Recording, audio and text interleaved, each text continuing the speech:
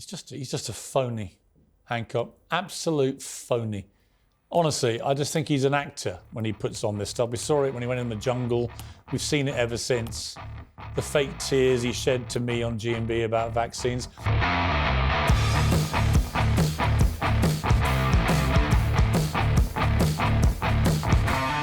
Today was disgraced former Health Secretary Matt Hancock's turn to face the public inquiry into how the government handled the COVID pandemic. Hancock said that UK's preparations were too focused on the consequences of a disaster rather than how to stop it. Over the course of 3 hours, the man in charge of public health throughout COVID said the plans put in place to protect care homes were terrible. He had, of course, previously said that he put a protective ring of steel around them. I'm joined now by care home manager and owner of Crabtree Care Homes in West Yorkshire, David Crabtree, and by TalkTV's international editor and the journalist behind the lockdown files, Isabel Oakeshott. Isabel, sum up today. Well, today was Matt Hancock's effort to set the record straight and to try to convince everybody that he's sorry for what happened. We saw a performance there of somebody who knew he had to go through the motions of telling people that he's sorry for each and every one of the deaths. I don't say that he didn't mean that from the heart, but I don't think that will satisfy everybody who has an axe to grind about how he managed the pandemic. He had decided before going in that he wanted to make one key argument, and he kept returning to it throughout today's evidence, even when it wasn't relevant, to the irritation, actually, of the barrister. And his key argument was this, that everything went wrong was primarily due to the government having ruled out lockdowns as a strategy before the pandemic happened. So his argument is that pandemic planning should have focused on the use of lockdowns rather than avoiding lockdowns. A lot of people will say it's the precise opposite that should have happened. Well, let's take a look at what Hancock said about how sorry he is. He's been apologising for almost everything for the last year. I'm profoundly sorry for each death that has occurred. And I also understand why, for some, it will be hard to take that apology from me. I understand that. I get it. But it is honest and heartfelt. And I'm not very good at talking about my emotions and how I feel. But that is honest and true. He's just a phony, Hancock. Absolute phony. Honestly, I just think he's an actor when he puts on this stuff. We saw it when he went in the jungle. We've seen it ever since. The fake tears he shed to me on G&B about vaccines. And let's get to care homes for a moment. This is a guy, of course, who repeatedly boasted about the protective ring of steel that he had put around care homes. This is what he said about care homes today. We didn't even have the data, and this is the work that was ongoing before the pandemic, which is why this statement here from The Guardian, reported from The Guardian, is inaccurate. There was work ongoing to try to find out even the basics of the provision of social care. For instance, how many care homes are operating right now in the UK? That was a fact that we did not know. Well, let me come to David Crabtree. David, we've spoken many times since the start of the pandemic, during it and after. Hancock had always said he put a protective ring of steel around the care homes. He also, at the start of the pandemic, boasted how well prepared the country was for this kind of pandemic. Neither of those things were true. And today he basically admitted he hadn't got a clue about what was going on with our care homes, and it was terrible. What's your reaction to that? I'm hopeful that this is the last time that we see this individual in public, other than on a pantomime playing the villain at Christmas. He's such a self-serving, lying, inadequate sociopath. He should be sponsored by Kleenex tissues. Every time he appears in public, the brain then goes back to those awful, awful times where not just the elderly, this was dedicated social care staff, unprotected, which he then said we had a ring of protection around. The man's deluded. He believes what he's saying. Therefore, he can create this emotion within himself, but it's a lie. And I just wish now that this is an end to it. The poor families who lost. We lost care staff, we lost social care staff, we lost dedicated NHS staff. The man was not fit for purpose. He was the primary man who was supposed to look at the contingency plans. And he believed some rumour that we were the best in Europe. Who told him this? I have no idea who he told it, but shouldn't he have checked? Shouldn't the captain of the ship have checked before we all sank? Yeah, I completely agree. Let me bring Isabel. I mean, you know him very well. You wrote this book with him. I just think he's a phony, Hancock, and I think he's delusional, and I think he's desperately trying to wriggle off the hook, which, frankly, it seems more and more certain he is firmly implanted on. There was an extraordinary moment during the evidence today where Matt Hancock admitted that he and his department didn't even know how many care homes there are in England. You would have thought that this was basic, but he admitted that the whole setup is so dysfunctional. There is so little coordination. Although his title is Secretary, or was Secretary of State for Health and Social Care, he had the top responsibility for it, but actually didn't have a clue what was going on. So let me just start with that simple question. Is Britain a racist country? Well, as much as it pains me to agree with you about anything, Piers, I think actually I reach the same conclusion as you do. When you ask the question, is Britain a racist country, the first thing is to ask, compared to what? Compared to the days when my parents came here with their then 9 children, I was the 10th born here, and when my father said that he would have to walk the streets at night looking for somewhere to sleep, or when we lived in 2 rooms. No chance of black people getting council houses then, because council tenants wouldn't have us on the estates, so we lived in Rackman slums. In our family's case, 2 rooms, black family upstairs, black family downstairs. That's why I was sent back to the Caribbean, because you can't get 12 people into 2 rooms very conveniently. Or compared to when I had my first girlfriend at university, and in order to meet her mother, we had to meet in Selfridges because her mother couldn't tell her father that his daughter was dating somebody black. So I think when people say, it's terrible racist, just talk to your parents or to talk to your grandparents. Now, that doesn't mean we're perfect, but if you survey people now, and the think tank British Future did this a couple of weeks ago, 80% of people from ethnic minorities will tell you that compared to anywhere on the continent, and by the way, compared to the United States, this is a better place to live if you are not white than anywhere else in the developed world. I walk up and down my local high street maybe a couple of times a day. It just seems unbelievably multicultural, London. I mean, I don't venture north a lot. When I do, it doesn't feel a lot different, actually, when I go to Manchester or places like that. It just feels like we live in an incredibly tolerant, multicultural environment now. I think there are racists in Britain, no question, as there are in every country. But my God, we've come a long way, I think, from that environment your parents had to come to. Yeah, I mean, let's steady on a bit. I mean, the fact that there are many racists in this country, that doesn't make us a racist nation. But that doesn't mean that we don't have problems.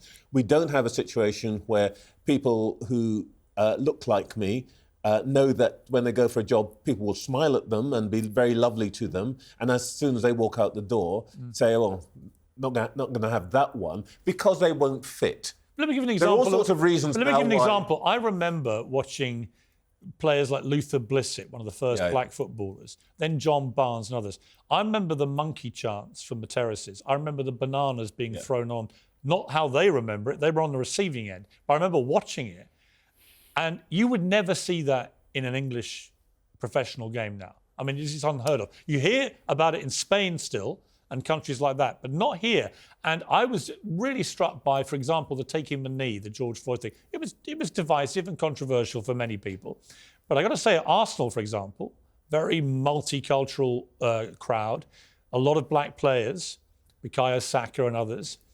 It was always, they did it for the whole time that it went on for that whole season. It was immaculately heard by the home and away crowds. I never heard a single boo. Now, I don't think that would have happened even 20 years ago. I think that is true. And, and Arsenal is a sort of very polite, nice club. I mean, not a winning club, but a very nice club. If you went to Chelsea, which is has been my club for more than half a century, when I was a student, I stopped going. Because of the racism? Yeah, because they were throwing darts, and I was like the bullseye in the dartboard. Right. So I stopped going for a long time. But today, you wouldn't get any of that in Chelsea. In fact, well, you've had the occasional, but when it happens, it becomes a big story. Exactly. It's nothing like the old days when we had, the headhunters and all that business. Today, our heroes are Didier Drogba, Kante. I mean, this is the country itself has changed. And by the way, those people that you saw coming down the gangplank from Windrush, they were the people who changed things. John Mountain, why did you ban vegans from your restaurant? Morning, Piers. I banned them from my restaurant because, look, I've been a chef for nearly 30 years, but on this particular incident, it was just too much. They grouped together, which, I'm very proud of the vegans for all sticking together, but they did. They grouped and banded together and then started hammering my business with 1-star reviews. I saw my rating drop from a sensible 4.2 down to 2.8. They nearly broke me. God bless the vegans, though. It didn't work. What was the incident that provoked all this? The problem that happened was a girl had emailed me 3 weeks before requesting a vegan selection. And I said, well, look, rather than saying that, what is it that you like? Tell me what you like. And she said, well, I like gnocchi and risotto. I thought, okay, no problem. We change our menu every day, Piers, so it's not an issue. The problem was on the day that she did turn up, I couldn't do it. I let her down, and it was a justifiable complaint. And she went nuts? But, yeah, slightly nuts, as vegans, they do. My thing about vegans is they tend to be, I don't know, they seem to me permanently hangry. Like the lack of meat in their diet makes them very intolerant of people and they get very agitated. And if you don't sign up to all things vegan in the way that they want you to, all hell breaks loose. Why are vegans so angry? Well, he made a statement saying the vegans are hangry and angry, but he carried on and banned all vegans from his restaurant because of one simple complaint. He's allowed to? Yeah, he's allowed to ban a whole group of people from Well, he's a chef who's just sick of tailoring to vegan people who want to have all this stuff and get angry about meat. Well, listen, wait a second. He got a 2-star review when he was on Great British Menu, right? He'd ripped off his mic, smashed up the studio, and said that he wanted to kill the guy for giving him a 2-star review of a fish dish that he made. He didn't ban all fish eaters from his restaurant. Well, hang on, he didn't ban all fish eaters. Joey, we're going to get personal. You were a gang member, so don't take the high moral ground about smashing something up. Mate, I'm completely honest about True? it. There's been documentaries made about it. So don't take the high moral ground about him losing his temper. You were literally in a gang. I was 10 years ago. 10 years sober now. You're going to use that. I'm just saying, if you're going to get personal with him. But anyways, I don't walk around with dead baby pigs facing them like that. Like, does that look like someone who really gives a damn about animals? Picture. Like, and that's his profile picture. Looking at a dead pig. Joey, in Australia, one second, I just want to say this. In Australia, pigs are killed in gas chambers, okay? They cause pigs, they're horrible. Have you seen footage from inside a gas chamber? Joey, here's the thing. I recently exposed one in the UK. Yeah. They scream to death and beg for mercy. Okay. In Perth, there's a gas chamber called Lindley Valley Pork, right? And this guy serves pork at his restaurant. All right. And why would you be more upset of a little complaint as a chef than pigs being murdered in gas chambers? Let me ask you the question that I asked a vegan activist the other day, which is that given that 80% or 90% of the world's almonds come from California, where they are made involving the demolition of billions of bees who get murdered, how do you feel about the little guys? They don't get murdered. That's completely false, and I don't know why. How many billions of bees die in the pollination? I've got the 2022 data here. They die mostly from parasites and pests. 66% die of varroa mites or other pests and parasites. Some die from disease. In the making of almonds and avocados. They don't. Oh, they do. They do. The data is here. It's this here. Do you know where I read this? This here is data from US Department of Agriculture. Do you know where I read this? I read it in The Guardian, the vegan Bible. Even The Guardian admitted that you vegans who eat avocados and almonds, 6.7%. This is not. You don't care about the little guys. To everyone watching this, either on the show tonight or on YouTube later, go and Google bees, US Department of Agriculture stats, almonds, right here, avocados, and you'll see the truth. The truth. Even The Guardian, where they all are compelled to eat lentils every day when they wear their sandals to work. This is a gas chamber, Piers. This is how pigs are killed and slaughtered in the UK. This is my investigation. If I ask you a question? Why don't you play me the sound of billions of bees being murdered? Well, I know that animals get killed so I can eat pigs. They're screaming to death. Right. Look at them, face them. What do you think bees do? Face them, they're What do you screaming think to bees do when you murder them? They get killed by mites. This is gas chamber. Look at it. No. You don't even want to look at it. They get slaughtered. Coward. You're a I'm coward. not cowardly. Look at it. I know that animals get They're slaughtered murdered. This so is that the I can UK. eat animal meat. I've stuck this camera in this gas chamber in the UK at Pilgrim's Pride, and they scream for their lives, and every single animal welfare Here's my charity are problem. against Here's it. my problem. And you eat bacon and you promote it. I love bacon. You promote it. I love bacon. And you say you're against I animal love cruelty. sausages. I love it all. I love eating meat. Chloe, even the people who are funding you, even the millionaires behind a lot of this stuff, they're sick of it. They're sick of the performative stuff, the attention-seeking, the wrecking of stuff that other people enjoy. They recognise none of it is turning anyone's opinion. They're as sick of it as I am. Why do you all keep doing this? Well, thanks for having me on today, Piers. What you've just done, beautiful summary of the actions that we've been doing over the last year, of course, has looked a lot at how we protest, but you haven't mentioned a word about why. Why is it that a bunch of really ordinary, community-minded, law-abiding people are taking this kind of action? And the answer is because we're in a climate emergency and our government is not taking it seriously.